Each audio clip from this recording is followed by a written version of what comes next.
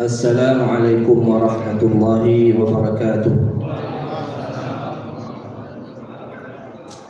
Lemes pak salamnya. Udah sakut, udah makan? Udah makan belum? Nah. Sekali lagi. Assalamualaikum warahmatullahi wabarakatuh. Waalaikumsalam. Pakai dimarahin dulu baru semangat. Insyaallah. Bismillah walhamdulillah. Wassalatu wassalamu ala Rasulillah Sayyidina wa maulana Muhammadin ibni Abdillah wa ala alihi wa sahbihi wa man wala. La hawla wa la quwwata illa billah. Amma ba'du. Para jemaah Masjid Al-Ittihad, jamaah Isya dan Tarawih yang dimuliakan Allah Subhanahu wa ta'ala. Alhamdulillah, Allah masih berikan kita sehat walafiat, panjang umur. Mudah-mudahan Ramadan kita selesaikan dengan sempurna. Keluar dari Ramadan, dosa-dosa kita diampuni oleh Allah Subhanahu wa ta'ala. Dan yang terpenting, Allah berikan kita istiqamah sampai akhir Ramadan apa yang hayat?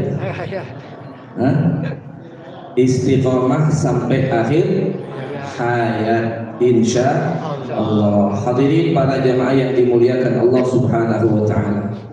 Tema kita hari ini adalah hikmah disyariatkannya puasa. Jadi setiap perintah Allah itu punya hikmah. Syariat-syariat yang diwajibkan oleh Allah, ulama menjelaskan itu ada hikmahnya masing-masing. Ini saya kutip dari kitab Hikmatut Tashri' wa Falsafatuhu yang ditulis oleh Al-Alim Al-Allamah Al-Syekh Ali bin Ahmad Al-Junjawi Al-Athari Al-Hambali. Ini ulama kontemporer, ulama sekarang. Ulama wafat tahun 1331 Hijriah. Dalam kitab Hikmatut Tashri' wa Falsafatuh. Hadirin para jemaah yang dimuliakan Allah, ada beberapa hikmah yang bisa kita ambil, yang saya kutip dari kitab tersebut. Kurang lebih ada 6 hikmah disyariatkannya puasa oleh Allah Subhanahu wa ta'ala. Pertama, syukrun lillah min haitsu kaunihi ibadah. Bahwasanya puasa yang diwajibkan oleh Allah kepada kita itu merupakan bentuk syukur kita kepada Allah Subhanahu wa ta'ala. Dan puasa ini merupakan ibadah kepada Allah. Jadi dengan kita melakukan puasa sudah dihitung ibadah dan juga sudah dihitung bentuk syukur kita kepada Allah atas nikmat-nikmat yang Allah berikan kepada kita. Karena nikmat yang Allah berikan kepada kita itu sangat banyak.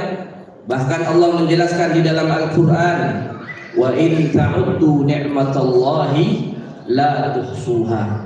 Kalau kita mau menghitung nikmat Allah, la tuhsuha, kita tidak akan mampu untuk menghitung nikmat Allah. Bahkan dalam ayat berikutnya Allah menjelaskan, innal insana lazalumun kafar. Sesungguhnya manusia itu kebanyakan adalah lazalumun, zalim, sangat zalim, kafar, dan sangat kufur. Kebanyakan manusia sangat zalim dan sangat kufur. Jadi kita nggak mampu untuk menghitung nikmat Allah. Tapi mudah-mudahan dengan kita melaksanakan perintah Allah berupa puasa ini sudah dihitung oleh Allah sebagai orang yang bersyukur atas nikmat Allah Subhanahu wa ta'ala. Dan ini sebenarnya bagian tingkat dasar. Bersyukur atas nikmat Allah itu tingkat dasar. Yang lebih tinggi lagi adalah syukrul mun'im. Yang tadi syukrul ni'am, bersyukur atas nikmat. Yang lebih tinggi lagi namanya syukrul mun'im, bersyukur kepada pemberi nikmat, yaitu Allah Subhanahu wa ta'ala. Hadirin para jemaah yang dimuliakan Allah, Jadi yang pertama, disyariatkannya puasa oleh Allah Subhanahu wa taala, hikmahnya adalah sebagai bentuk syukur kita kepada Allah Subhanahu wa taala, dan ini adalah merupakan ibadah kita kepada Allah. Yang kedua, liajli an yu'allimana asy-syari' al-hakim kaifa nuhafidul amanah wa la nudhi'uha wa nufarritu fiha. Allah Subhanahu wa taala mengajarkan kepada kita bagaimana menjaga amanah. Jadi Ramadan atau puasa ini yang diwajibkan oleh Allah bagian dari amanah dari Allah Subhanahu wa taala. Wala nudhi'uha, dan juga Allah mengajarkan jangan menyia-nyiakan amanah yang diwajibkan oleh Allah. Wala nufarritu fiha, dan juga jangan melalaikan amanah. Nah, jadi kalau kita sudah puasa melaksanakan perintah Allah, kita berarti sudah menunaikan amanah. Sementara orang Islam yang tidak puasa atau puasa kemudian di siang hari dia makan, berarti dia masuk ke dalam kategori menyia-nyiakan amanah dari Allah Subhanahu wa taala. Padahal kita dalam ibadah, terutama Ramadan atau sholat, itu ada hikmah lain, yaitu diantaranya adalah mengajarkan kejujuran. Coba Bapak Ibu kalau siang hari di rumah pasti banyak makanan, benar nggak? Banyak makanan. Makanan kita halal apa haram tuh? Halal. Halal nggak? Halal. Istri kita halal nggak? Halal. Kenapa nggak kita lakukan? Kita nggak makan, nggak minum, kemudian kita tidak hubungan dengan istri di siang hari karena kita menjaga amanah. Begitu juga dengan sholat. Orang bisa jujur kepada Allah dalam sholat. Sholat di dalam rumah, katakanlah sholat zuhur di dalam kamar, berapa zuhur? Berapa rakaat? 4 rakaat. Kira-kira bisa korupsi nggak? Kan nggak ada yang lihat. Saya mau sholat 2 deh. Benar nggak ada? Nggak ada. Bisa jujur kepada Allah. Tapi kenyataannya banyak dari umat Islam ketika dalam urusan lain tidak jujur kepada Allah Subhanahu wa taala. Padahal ini amanah ini juga bentuk atau Allah mengajarkan kepada kita bagaimana kita mempunyai sikap muraqabah, selalu diawasi oleh Allah Subhanahu wa taala, dan itu yang harus dimiliki oleh seorang yang bertakwa dan beriman kepada Allah Subhanahu wa taala. Selalu diawasi atau muraqabah, merasa terus diawasi oleh Allah Subhanahu wa taala. Hadirin para jemaah yang dimuliakan Allah Subhanahu wa taala. Kemudian yang hikmah yang ketiga, annal bahimata wa hiya allati la hamma laha illa al-akl wasyarb. Bahwasanya al-bahimah, binatang, itu tidak lain kerjaannya cuma makan, minum, dan juga hubungan. Kalau ada manusia seperti binatang makan minum doang, ya nggak jauh beda. Bahkan disebutkan di dalam Al-Quran apa? Balhum adal, lebih sesat, lebih parah daripada binatang.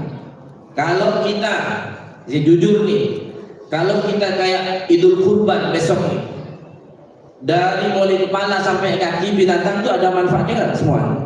Ada nggak? Sampai kotorannya ada manfaatnya nggak? Ada. Buat apa kotorannya? Buat pupuk. Tapi kalau manusia, kotorannya manfaat nggak? Jangankan kotornya, dagingnya kalau udah meninggal manfaat nggak? Nggak ada. Pantas Allah mengatakan manusia yang tidak menggunakan lahum qulubun la yafqahuna biha, diberikan hati tapi tidak mau berfikir, walahum a'yunun la yubsiruna biha, diberikan mata tidak mau melihat tanda-tanda kebesaran Allah, ayat-ayat Allah, walahum adhanun, diberikan telinga tidak mau mendengar ayat-ayat Allah, ulaika kal an'am, Allah sebutkan seperti binatang ternak, bal hum adall, bahkan lebih sesat dari binatang ternak. Na'udzubillah min dzalik. Ulaika humul ghafilun, mereka itulah kata Allah golongan orang-orang yang ghafil, orang-orang yang lalai. Na'udzubillah min dzalik. Makanya ada kewajiban puasa supaya kita tidak sama dengan bahimah, dengan binatang.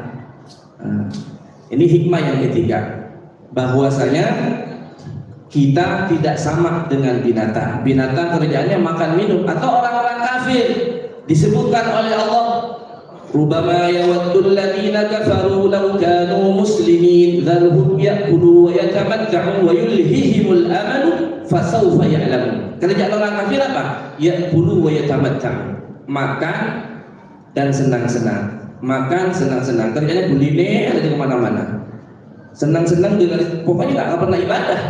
Kalau ada manusia, apalagi umat Islam, cuman makan, minum, senang-senang, nggak pernah ibadah, ya udah kayak orang kafir, bahkan kayak binatang. Na'udzubillah min dzalik. Hadirin para jemaah yang dimuliakan Allah Subhanahu wa taala. Kemudian hikmah yang keempat, disyariatkannya puasa oleh Allah Subhanahu wa taala adalah annal atibba'a asyaru bi annal insana la ya'kulu bidash'in wa la yakthuru min at-ta'am lianna dhalika tuhaddithu al-mi'dah ad-dalu al-'idal kama qala an-nabiy sallallahu alaihi wasallam al-mi'datu baydud da' wal hamiyatu ra'sud dawa. Nah, ini yang keempat, bahwasanya para dokter ahli medis memberikan isyarat bahwasanya manusia itu tidak boleh makan dengan rakus, dengan berlebihan, nggak boleh. Dokter yang ngomong.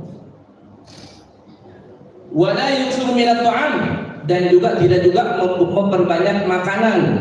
Ili anna dzalika tuhadditsul mi'dah, karena hal tersebut bisa menyebabkan sakit perut atau bisa dengan perut yang kemudian perut menjadi kronis.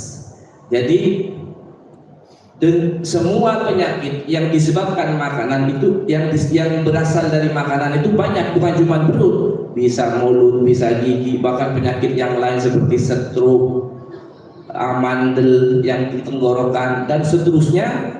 Itu semua disebabkan makanan yang masuk ke dalam perut. Nah, makanya di sini dokter mengatakan annal atibba asyaru, memberikan isyarat bahwa kita jangan makan dengan rakus. Seperti saat berbuka, kebanyakan umat Islam ketika berbuka apa? Balas dendam nggak?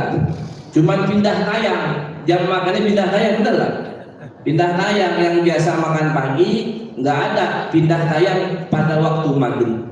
Makanya Nabi menganjurkan ketika berbuka dengan apa? Kurma. Silakan di sini tanya dokter, ada dokter dulu sini. Tanya kenapa kurma? Kurma kandungnya apa tuh? Ketika perut kosong yang terbaik pertama adalah kurma. Bukan karena di bangsa Arab pada zaman Nabi nggak ada nasi, enggak. Kurma. Makanya kita ikuti sunnah Rasulullah Shallallahu Alaihi Wasallam, berbuka dengan kurma 3 butir. Itu hukumnya apa? Sunnah. Kalau gorengan sama lontong hukumnya apa? Wajib. Benar? Ya, jadi awali dengan sunnah, baru dimulai langsung yang wajib. Gak boleh ketinggalan tuh, kurang seru kalau nggak ada gorengan sama lontong sama kacangnya, benar nggak? Nah, jadi kurma dulu supaya kita dapat pahala mengikuti sunnah Rasul, maka awali dengan kurma. Kalau nggak ada kurma, dengan air putih, kata Nabi Sallallahu Alaihi Wasallam. Nah, jadi ini diajarkan jangan tamak kalau makan, jangan balas dendam, biasa aja, jangan kayak binatang. La yaqulu bitashkin, jangan rakus. Biasa aja makan, meskipun kita pengen makan semuanya sebenarnya. Biasa aja biar nggak kelihatan gitu, nggak kelihatan tamak gitu. Ambil aja dikit. Yang penting buat mengganjal. Makanya disebut apa? Iftar ta'jil. Disegerakan untuk berbuka sunnahnya. Ya, kurma 3 dengan air putih. Kalau mau tambahin lontong. Saya nih mohon maaf ya, saya belum makan nasi. Alhamdulillah, insyaallah tarawih 1 juz nanti lapar kan? 1 juz lapar makan baru insyaallah. Ya. Nah, jadi yang keempat, hikmah yang keempat yang diajarkan oleh Nabi sebagaimana disebut dalam kitab Hikmatut Tasyri' adalah bahwasanya kita diajarkan untuk makan tidak tamak. Karena hal tersebut menyebabkan adalah perut kita sakit segala macam. Saya mau tanya nih, sekarang selama puasa berapa hari? 24 hari. Ada yang sakit nggak?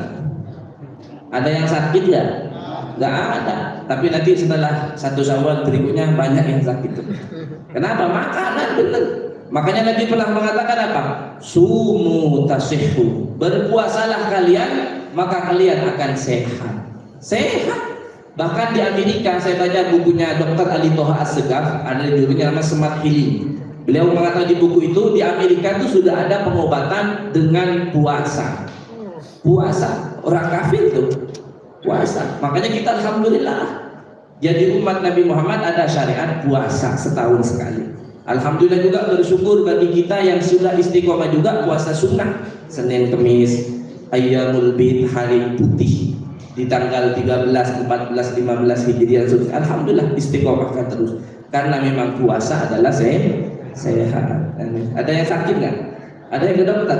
Nggak ada. Dokter sekarang nganggur semua selama Ramadan, benar nggak? Nganggur. Baru nanti 1 Syawal, 2 Syawal itu dokter udah mulai antri. Di mana-mana, di kampung saya, di Madura, di mana-mana. Kenapa? Karena makan. Udah nggak ditahan makannya.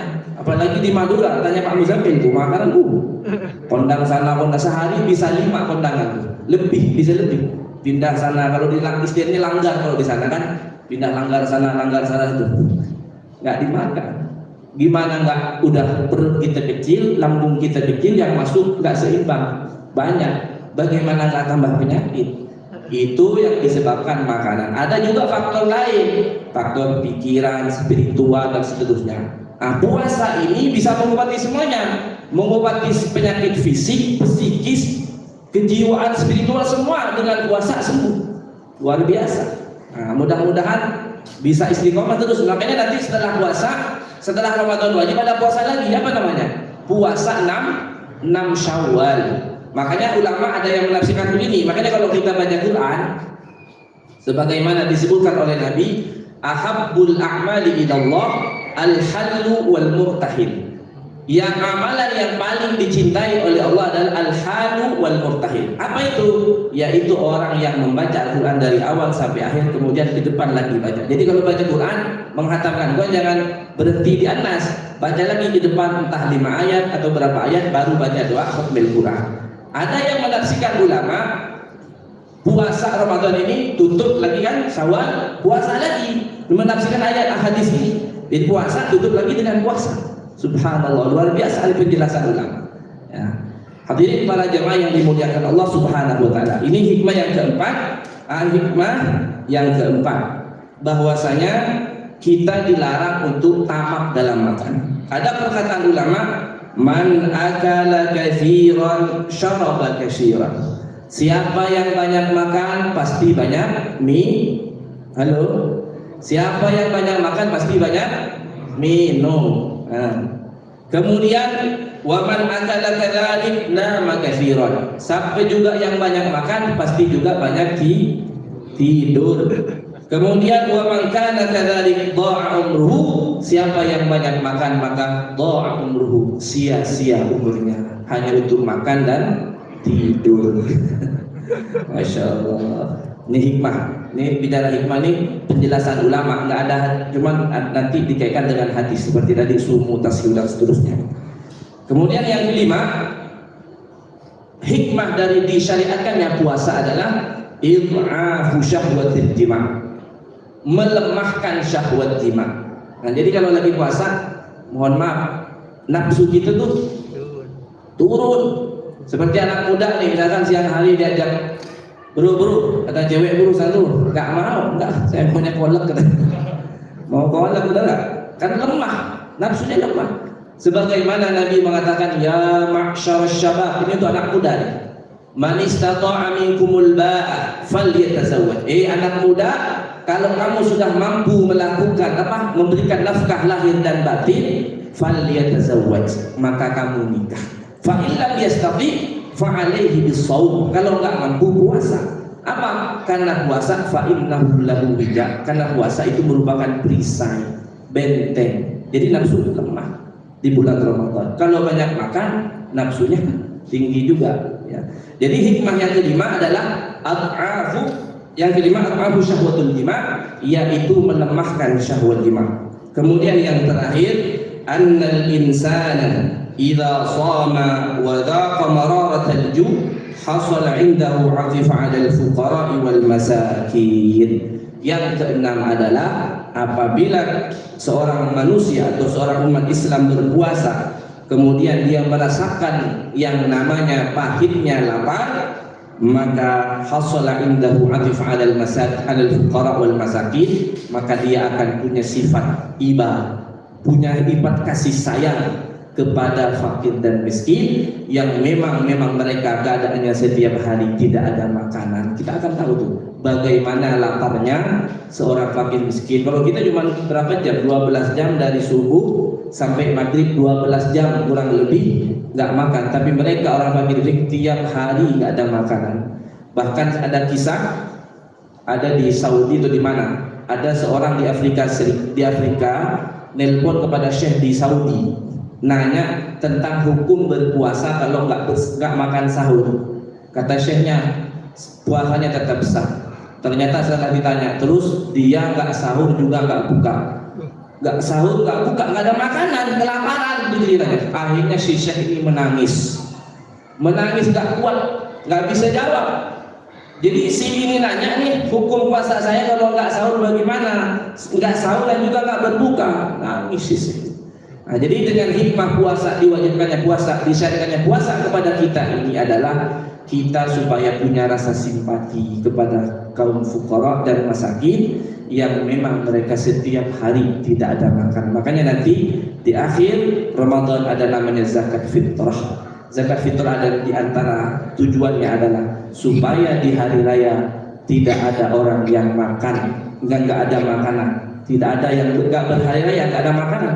Makanya sunnahnya itu paling sunnah itu sebelum sholat supaya nggak ada orang yang nggak makan nggak enak.